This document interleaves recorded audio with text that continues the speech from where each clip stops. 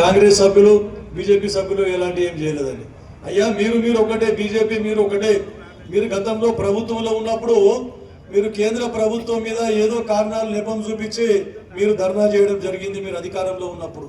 మరి ఈ రోజు మీరు ప్రతిపక్షంలో ఉన్నారు, మాకంటే ముందు మీరు స్పందించవలసిన అవసరం ఉన్నది. మీరు రావాలి, ఈరోజు వచ్చి కేంద్ర ప్రభుత్వం మీద మీరు కూడా ధర్నాలు అవన్నీ చేయవలసినది, ప్రశ్నించవలసిన మీకు బాధ్యత మీకు లేదా అని చెప్పేసి నేను అడుగుతా ఉన్నా.